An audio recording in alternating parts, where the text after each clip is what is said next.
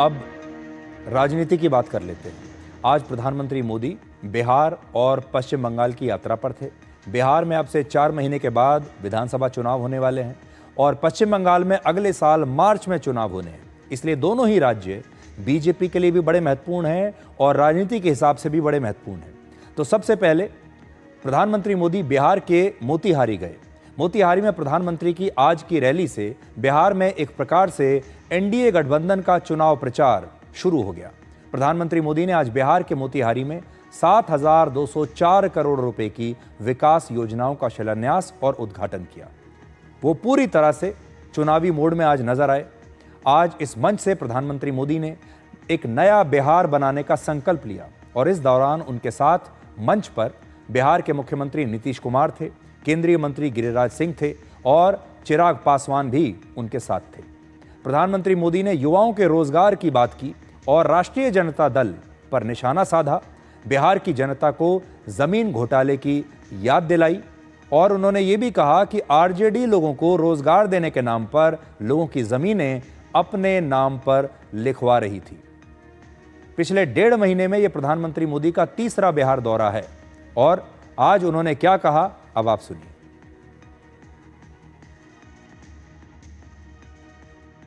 साथियों, आरजेडी के वो लोग आपको कभी रोजगार नहीं दे सकते।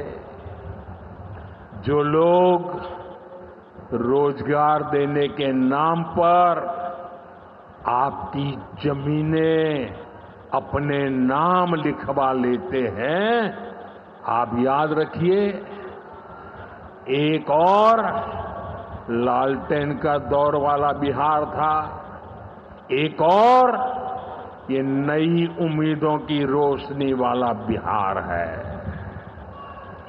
ये सफर बिहार ने एनडीए के साथ चलकर पूरा किया है।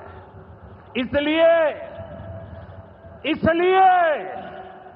बिहार का संकल्प अटल, बिहार का संकल्प अटल, एनडीए के साथ हर पल, एनडीए के साथ हर पल। बिहार में जब वर्ष 2020 में पिछला चुनाव हुआ था तब एनडीए गठबंधन ने 243 में से 125 सीटें जीती थी। इनमें बीजेपी को 74 सीटें, जेडीयू को 43 सीटें मिली थी और इसमें शामिल जो दूसरी पार्टियां हैं उन्हें 4-4 सीट मिली थी, जबकि विपक्ष के महागठबंधन को 110 सीटें मिली थी, जिसमें आरजेडी को 75 और कांग्रेस को 19 सीटें मिली थी। उस समय ये पूरा ब्रेकअप है। ये है बिहार का ब्रेकअप और इस बार भी प्रधानमंत्री मोदी की ये पूरी कोशिश है कि बिहार में सरकार रिपीट हो और एनडीए की सरकार दोबारा से बिहार में आए। बिहार के बाद प्रधानमंत्री मोदी आज पश्चिम बंगाल के दुर्गापुर गए और वहां पर उन्होंने एक रोड शो किया और बाद में एक रैली को संबोधित किया। पश्चिम बंगाल में अगले साल मार्च तक विधानसभा चुनाव होने वाले हैं। वहां भी ज्यादा समय बचा नहीं है, लेकिन प्रधानमंत्री मोदी ने आज ही पश्चिम बंगाल की भूमि से यानी दुर्गापुर से मुख्यमंत्री ममता बनर्जी को खुली चुनौती दी। उन्होंने पश्चिम बंगाल के लिए 5,400 करोड़ रुपए की विकास योजनाओं की शुरुआत की और इस राज्य की दुर्दशा का जिक्र करते हुए उन्होंने पश्चिम बंगाल के नौजवानों के साथ महिलाओं की सुरक्षा का मुद्दा भी उठाया।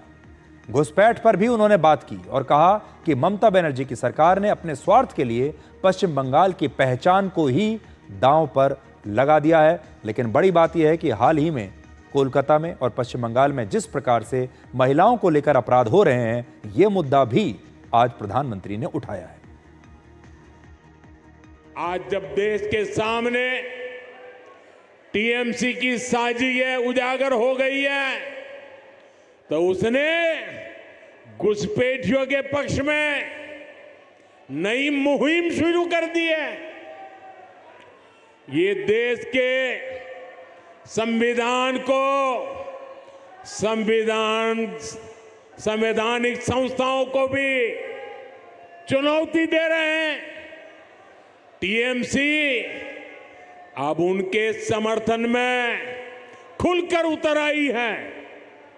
लेकिन मैं दुर्गापुर की धरती से साफ साफ कह दूं, जो भारत का नागरिक नहीं है, फिर से सुन लीजिए, जो भारत का नागरिक नहीं है, जो घुसपैठ करके आया है, उसके साथ भारत के संविधान के तहत न्याय सम्मत कार्रवाई होती रहेगी।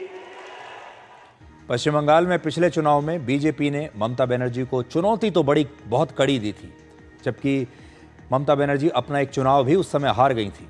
बहुत सारे लोगों को लगा था कि इस बार बीजेपी सत्ता में आ जाएगी, लेकिन बीजेपी सत्ता तक नहीं पहुंच पाई। लेकिन इस बार बीजेपी जो रणनीति बना रही है, उस रणनीति के तहत बीजेपी इस बार कोई चांस नहीं लेना चाहती और उसकी जो पूरी योजना है वो ये है कि इस बार कम से कम ममता बनर्जी को, जब अगले साल मार्च के आसपास चुनाव होंगे, तो अब ममता बनर्जी का जो राज है वो समाप्त हो जाना चाहिए। इस मंशा के साथ इस बार बीजेपी पश्चिम बंगाल का चुनाव लड़ेगी।